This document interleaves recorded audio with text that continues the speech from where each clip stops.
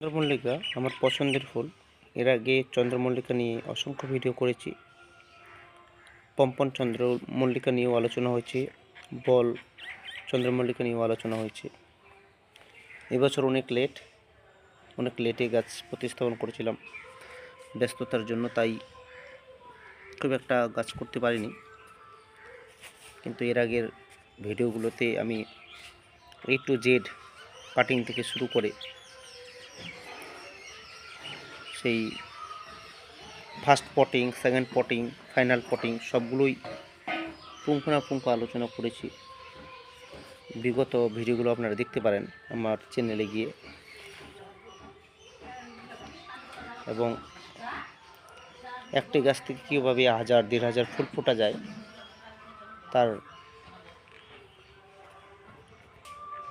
তার জন্য যত্ন পরিচর্যা কীভাবে করতে হয় সে সম্পর্কে বিস্তারিত আলোচনা হয়েছে। আপনারা আমার পুরনো ভিডিওগুলো দেখতে পারেন। কুড়ি আসার পর কীরকম পরিচর্যা করতে হয় সে নিয়েও আলোচনা হয়েছে। কুড়ি আসার আগে কীরকম পরিচর্যা করতে হয় সে নিয়েও আলোচনা করা হয়েছে। তো এই গাছগুলো ছোট ভ্যারাইটি, গাছগুলো ছোট থাকবে এবং 3 ইঞ্চি টবেই করেছি।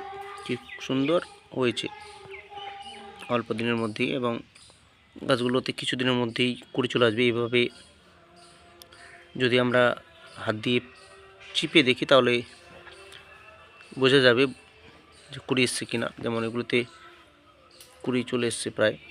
আমি লাইট থেরাপি করেছিলাম, তাই কুড়ি একটু লেটে আসবে। আমি চেয়েছি যে কুড়ি ডিসেম্বরের 15-20 তারিখের মধ্যে আসুক। ডিসেম্বরের 15-20 তারিখে আসলে জানুয়ারির 15-20 তারিখে ফুল ফুটবে।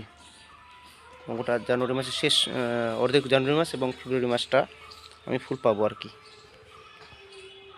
এর আগে যতবার করেছি বাগান সেক্ষেত্রে আমি আগেই ফুল নিয়ে নিয়েছিলাম, এবার একটু লেটে নিচ্ছি।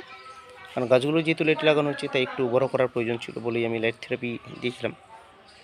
যেহেতু এখন ফুল নেব তাই এই গাছের যে পরিচর্যা, কীটনাশক 10 দিন পর প্রয়োগ করব। বিভিন্ন কীটনাশক, মাকড়, সাদামাছি, বিশেষ করে সাদামাছির খুবই অ্যাটাক হয়। সাদামাছির বিভিন্ন কীটনাশক ব্যবহার করবেন ঘুরিয়ে ফিরিয়ে। এক প্রকার কীটনাশক ব্যবহার করে সাদামাছি যায় না, যেন বিভিন্ন প্রকার কীটনাশক ব্যবহার করতে হবে। ইমিডাক্লোপিড, তারপর ডাইমেথোয়েট কম্পোজিশন, ক্লোরোফাইরিফস কম্পোজিশন, বিভিন্ন কীটনাশকগুলো প্রয়োগ করতে হবে ঘুরিয়ে ফিরিয়ে। ছত্রাকনাশক 10-15 দিন পর প্রয়োগ করতে হবে। আর খোল পচা জল এখনও দিয়ে চলছি 10 দিন পর। এখন একটু খোল পচা জল কমিয়ে দিব, কারণ আমার গাছের গ্রোথ খুব একটা দরকার। এখন আমার কুড়ি চাই, সেই জন্য এনপিকে শুরু করে দিয়েছি। এবং এনপিকের সাথে 15-15-15 সাথে আমি হাফ চামচ এনপিকে এবং হাফ চামচ পটাশ মিক্সড করে তার মধ্যে হাফ চামচ একটা টবের গাছে দিচ্ছি। এভাবে পরিচর্যা করছি এই গাছগুলোতে। আর যেগুলো গাছ ছোটো এগুলোতে কম দিচ্ছি। আর খাবার এটাই চলবে যতদিন না পর্যন্ত কুড়ি আসে। কুড়ি আসার পর কীরকম পরিচর্যা করবো পরবর্তীতে আবার জানাবো। যদিও আমার পুরনো ভিডিওগুলোতে বলা হয়েছে, আপনারা অবশ্যই দেখে নিতে পারেন।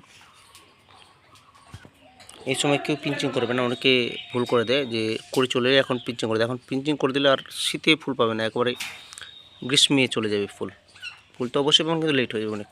এখন পিঞ্চিং কোনো মতেই করা যাবে না। এই পিঞ্চিংটা মোটামুটি 10-15 দিন আগেই ছেড়ে দেওয়া উচিত। যারা এখন পিঞ্চিং করছেন মহাভুল করে ফেলবেন। আর এখন তো পিঞ্চিং করা যাবে না। 10-12 দিন আগে যারা পিঞ্চিং করেছেন সব ঠিক আছে, সঠিক টাইমে ফুল পাওয়া যাবে।